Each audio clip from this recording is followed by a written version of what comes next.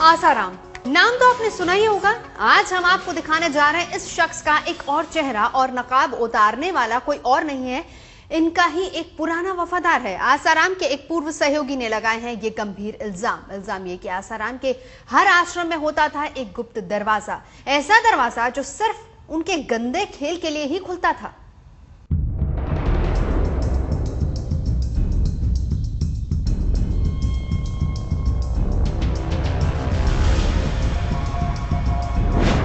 आसाराम के आश्रम में गुप्त गुफा,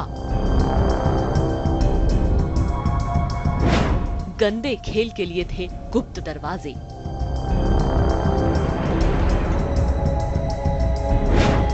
कुटिया बनी अय्याशी का अड्डा, पुराने साथी ही खोल रहे हैं पोल।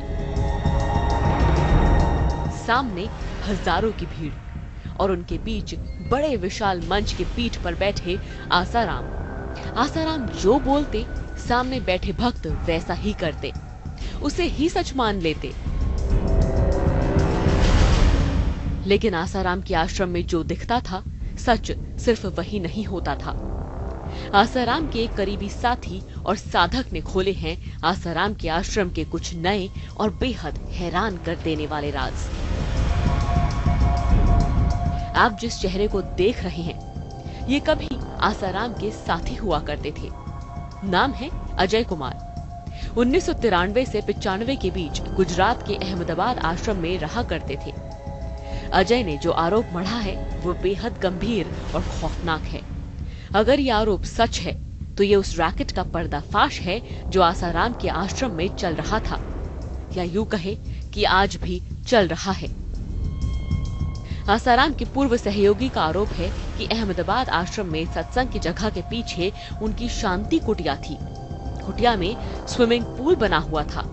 इसमें आने जाने का एक रास्ता सामान्य था, लेकिन एक रास्ता और था जिस पर वैसे तो ताला लगा होता था, लेकिन आरोप है कि उसी गुप्त रास्ते से आसाराम तक लड़कियां पहुंचाई जाती थी। यहाँ इस तरफ महिलाएं बैठती हैं। ये जो शांति कुटिया है, आसाराम बापू की जो शांति कुटिया है, यहाँ इनका ये स्विमिंग पूल मौजूद है। मेन जो रहस्यमय दरवाजा था वो ये था, जैसे ही महिलाओं की यहाँ भीड़ हुई फटाफट अंदर से दरवाजा खुलता और लड़कियां दरवाजे के अंदर से घुसती और शांति कुटिया के अंदर वो एंट्रेंस हो जाती। अजय का दावा है कि उन्होंने तो कई बार आसाराम की कुटिया में लड़कियों को आते जाते देखा था। आवाज उठाने की कोशिश की तो पीट कर वहां से भगा दिए गए। इन सभी ने मिलकर के जो है मुझे पकड़ लिया, और जिन जिन को मैंने जिक्र किया था उसमें से कुछ जो थे वो मौजूद थे। मेरी जो टांगे थी वो ऊपर पंखे के साथ में ऊपर ऐसे लटका दी गई, और जैसे वो फिल्मों में मारते हैं ना जी, लाठी लेकर के, और पैरों पे जितना मारा जा सकता पशुओं की तरह, मतलब जिसको हम कहते हैं, इस तरह से जैसे अगर मारा गया था मुझे। यौन उत्पीड़न के आरोप में फंसे आसाराम को लेकर एक एक कर उनके पुराने सहयोगियों के ये खुलासे जाहिर तौर पर बड़ी मुश्किल खड़ी करने वाले हैं। आसाराम के खिलाफ सबूत ढूंढने की कोशिशों में जुटी पुलिस के लिए ऐसे खुलासे उन तारों की तरह हैं जो उनके लिए जंजाल साबित हो सकते हैं। जालंधर से परमजीत सिंह रंगपुरी के साथ आज तक ब्यूरो। आसाराम और उनके एकांतवास का तिलिस्म। सवाल यह है कि आखिर आसाराम को एकांतवास की जरूरत क्यों पड़ती थी? एकांतवास में वो ऐसा क्या करते थे जो अपने भक्तों और साधकों के बीच नहीं कर सकते थे? एकांतवास में खलल पड़ने पर आसाराम गुस्सा क्यों हो जाते थे? जोधपुर पुलिस की माने तो ये एकांतवास तो सिर्फ एक बहाना था। दरअसल इसकी आड़ में आसाराम का खेल पुराना था, वही खेल जिसके लिए बने हुए थे ये गुप्त दरवाजे।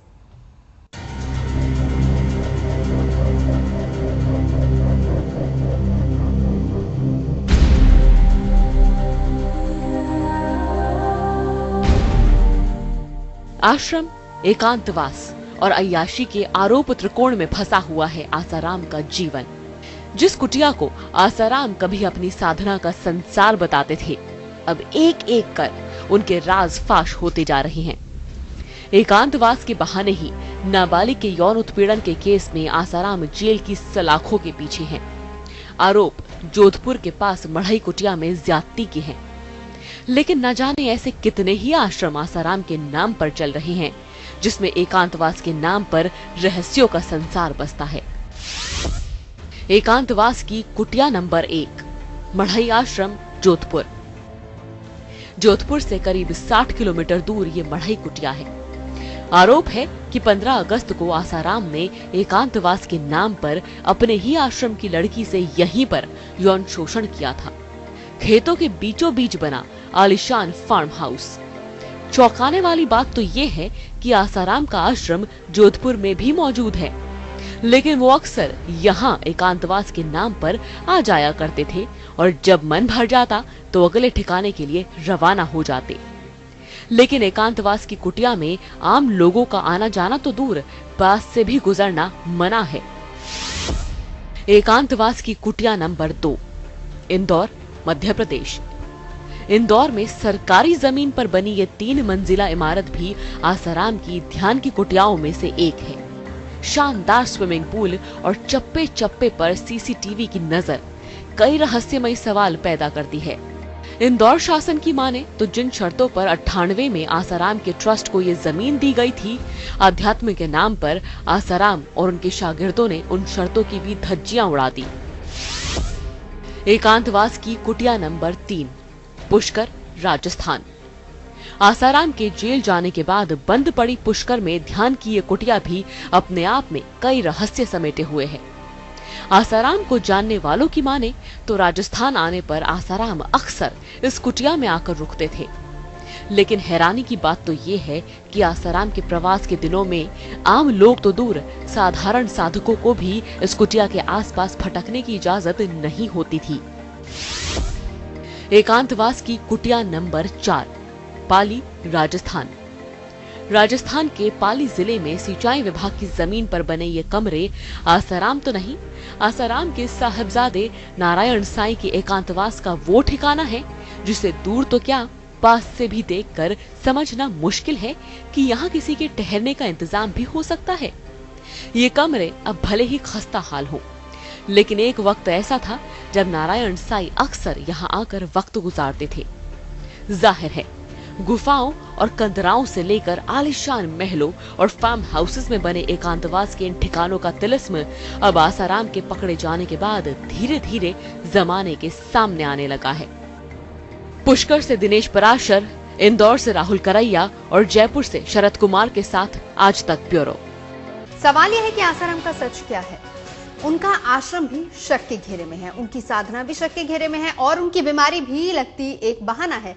सवाल यह है कि आखिर कानून से बचने के लिए वो क्यों गढ़ रहे हैं इतने सारे तिकड़म। सवाल ये भी है कि उन्हें असल में कोई बीमारी है भी या नहीं। उन्होंने तो कोर्ट से इस बीमारी के लिए महिला वैद्य की मांग भी कर रखी है।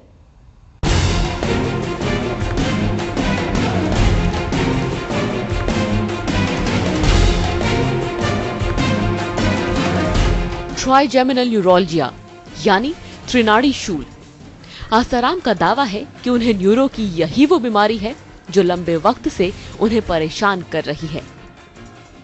ये जो बीमारी है ये है एलोपैथी ट्राइजेमिनल न्यूरोलजिया, इसको कहते हैं। और ये एक नाड़ी है जिसकी 3 शाखाएं होती है और इसलिए त्रिनाड़ी कहा जाता है। आयुर्वेद में इसे अनंतवात कहा है।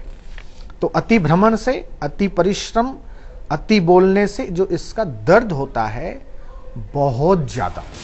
लेकिन आसाराम के पुराने राजदारों की माने तो बीमारी कुछ नहीं है, ये अफीम की लत है जो उन्हें जेल में परेशान कर रही है। ऐसे ही एक राजदार हैं अमृत प्रजापति। यहाँ तक मेरा अनुमान है, क्योंकि ये जो अफीम के जो आदी हो गए हैं तो उनको अफीम के बिना चैन नहीं पड़ता होगा। अब वो बेचैन है तो फिर ये तो जरूरी है। हाँ, इसीलिए उन्होंने ये मांग की निर्लज्ज होके कि महिला वैद्य चाहिए ताकि वो उनको ये अफीम वाली दवाई पिला सके, दवाई के रूप में दे सके। अमृत प्रजापति तो आसाराम पर और भी गंभीर आरोप लगा रही हैं।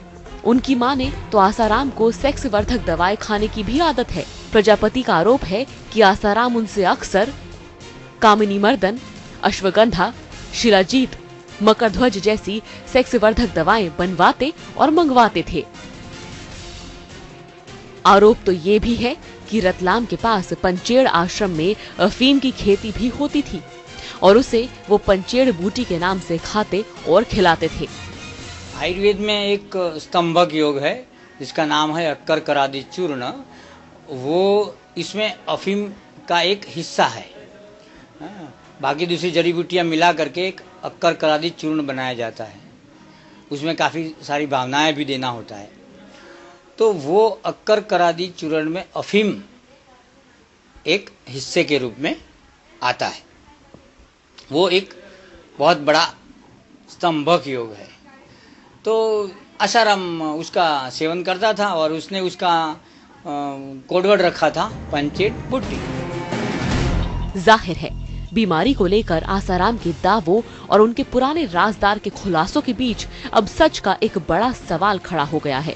सवाल ये है कि बीमारी भी बाबा का कोई बहाना तो नहीं है। आज तक ब्यूरो।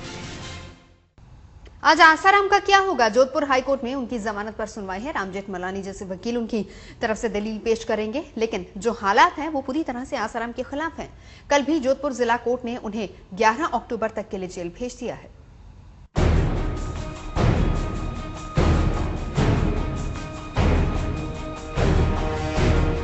आसाराम जमानत के लिए भले ही मुस्कुराते निकले, लेकिन कोर्ट पहुंचते ही मुस्कुराहट गायब हो गई। जोधपुर की अदालत के फैसले को सुनकर उनका दिल बैठ गया। आसाराम कोर्ट से राहत की उम्मीद पाल बैठे थे, लेकिन न्यायिक हिरासत एक बार फिर बढ़ा दी गई। कोर्ट ने आसाराम, उनके सेवादार शिवा, शरद चंद और रसोइया प्रकाश को 11 अक्टूबर तक जेल में ही रहने का आदेश दे दिया। जैसा कि प्रोविजो है सीआरपीसी में कि जब तक कोई आरोप पत्र अथवा कोई भी रिजल्ट इन्वेस्टिगेशन का नहीं आता है, तब तक अगर अभियुक्त की जमानत नहीं होती, तब तक वो न्यायिक अभिरक्षा में ही रहता है। तो वापस ऑनरेबल कोर्ट में आने के लिए एक तारीख नियत की जाती है, जो आज ऑनरेबल कोर्ट ने 11 अक्टूबर नियत की है। कोर्ट के बाहर गुरु के समर्थन में चेलों की भीड़ जुटी हुई थी।